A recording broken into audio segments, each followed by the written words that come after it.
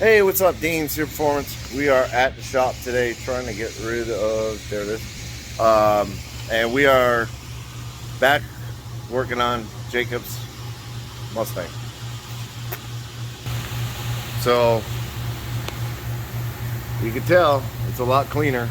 I got one of them little sandblaster guns and spent maybe 30 minutes, 40 minutes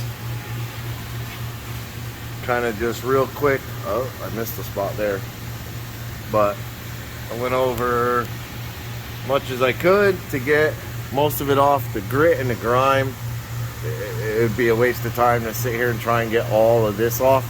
So I'm going to take the wire wheel and wire wheel all this and then shoot it real quick. Yeah, made a bit of a mess, but it's not too bad. And I'm using Black Beauty. I don't know if it has a grit or anything like that. It's just called Black Beauty. I tried the little suction gun cut thing. It works, but I walk around too much to pay attention. But I did all inside. Shot all the dirt off the back of here, all inside of here. So what I have left on this is to cut the windows out of the frame. It's not nice and smooth. I didn't go all the way back on the outside again because these are going to get cut down for the plates to make room for the tire. Oh, I missed this side. I was supposed to go on the inside, but this is what it looked like before, and that's what it looks like now. So it's a huge difference. And it's all bare metal, so I have nice clean metal. There's a few spots I missed, which I'll get again. I'll go over all of it again with the gun once I start fitting everything and figuring out where everything goes. And that will do one of two things. It'll let me weld to nice clean metal, and it will also, when I go to paint this, because I will paint this, it'll be a nicer finish on the paint, I guess you could say. Once I get done cutting the frame rails and doing all that. And then I did have a talk with him. We are going to go ahead and cut right along that seam there all the way across, and we're going to cut that whole panel out. That way, leaving that little bit of section in the back will give him room to have something to tie a firewall onto, whether he comes straight down from that point or if he comes out and then down. It all depends on how much stuff we pack into the back end. These trunk cars are a little bit harder because reaching under the trunk it's a nightmare when you have a fuel cell and all this other stuff in here. So we had a long talk with him about how we want to go about doing the floor and stuff like that. He was thinking of doing a rear mount radiator setup. I don't think it's something that you have to do.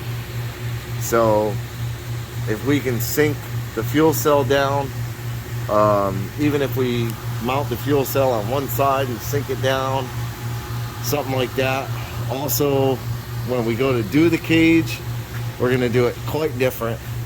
Typically you get the bar, the cross beam, cross brace, whatever you want to call it, and the bars land like somewhere right in this area, about a foot off the frame rail ish, and then run up to the A-pillar. They run up and they turn, not to the A-pillar, to the main hoop.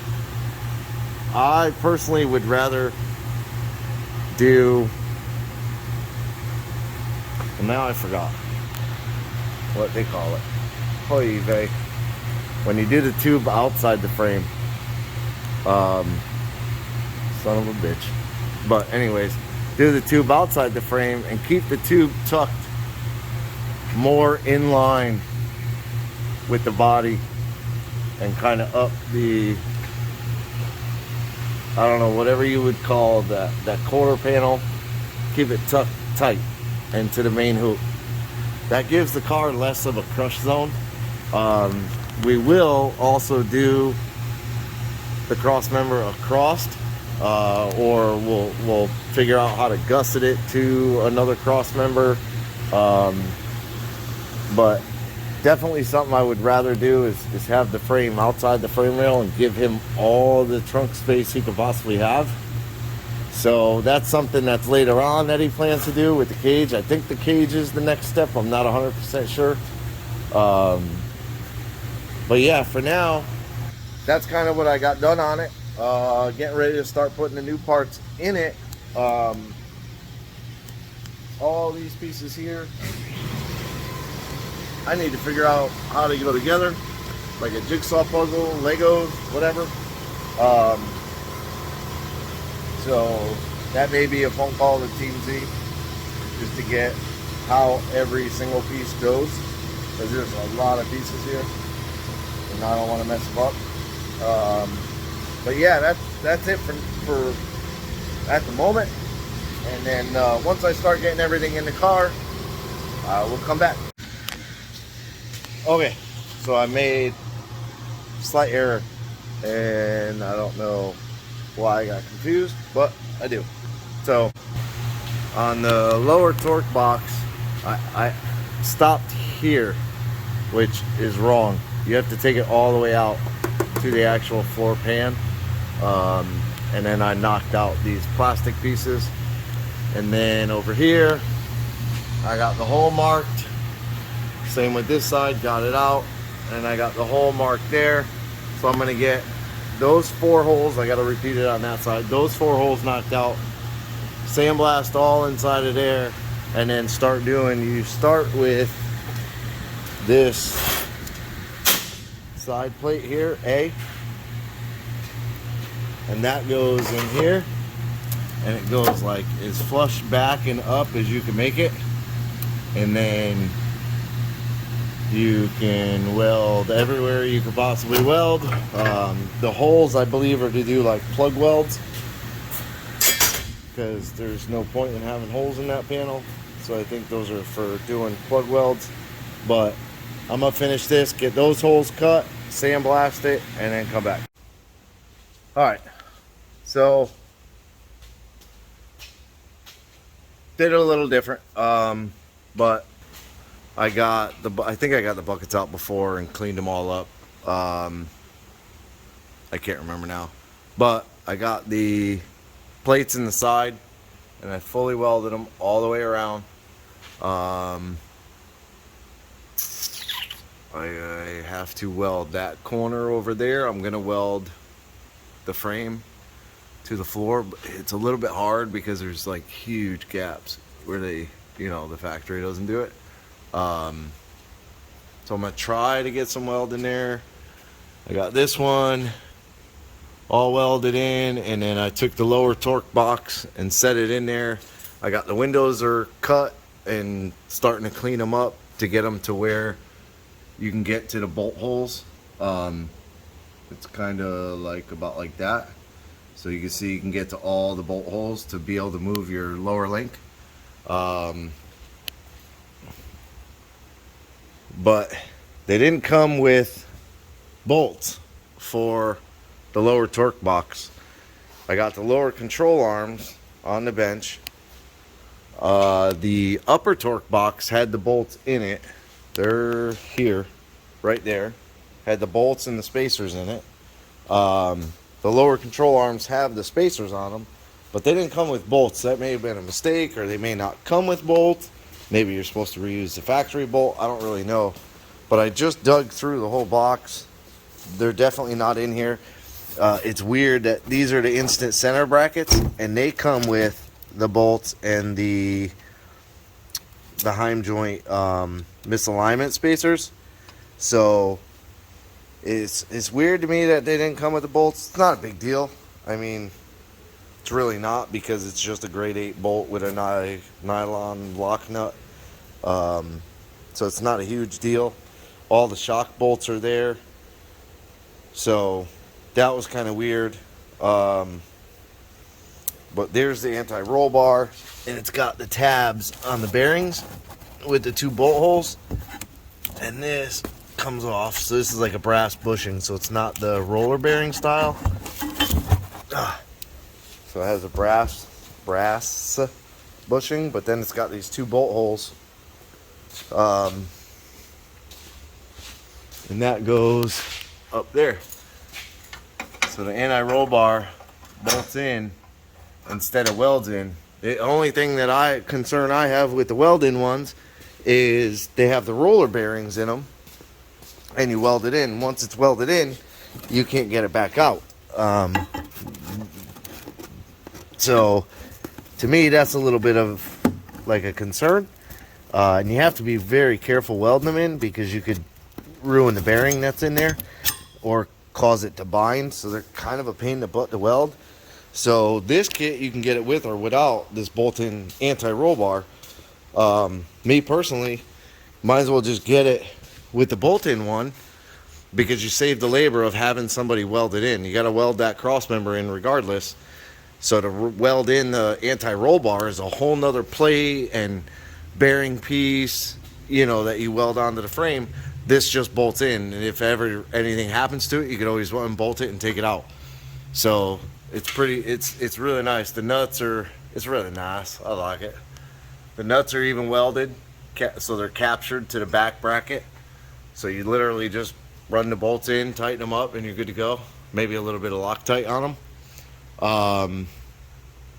But yeah, I got the upper torque box. I got the 2 ends welded. So I've been welding like a little bit. That's not welded in yet, but I just been bouncing around welding so that we don't twist the car up or nothing like that. But yeah, that's where I'm at right now. So tomorrow I will come in and probably finish welding this face and some in the back. I'll get this fully welded so that I can get the rest of the paint off of it, or you know, the greasy, grimy shit that's on it.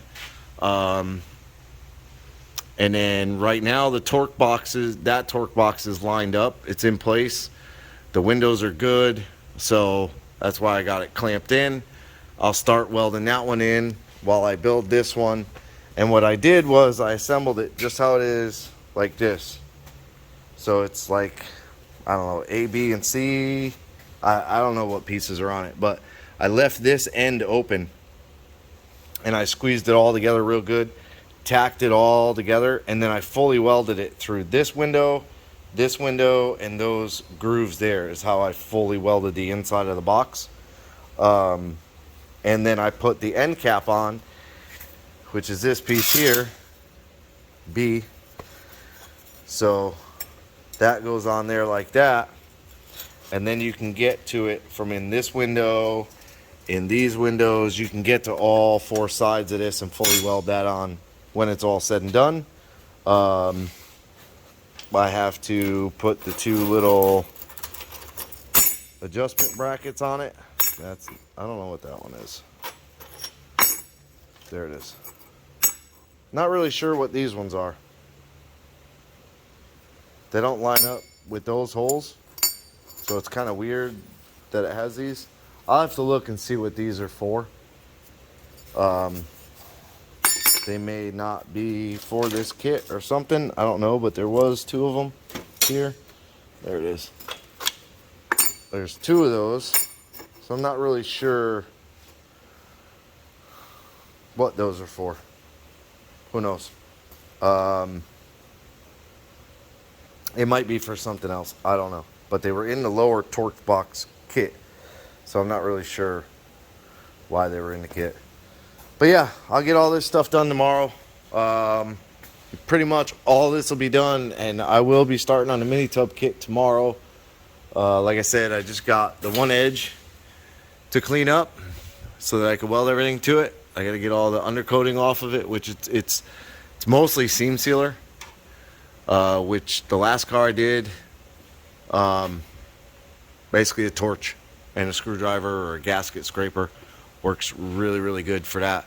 And then take a wire wheel down to the paint.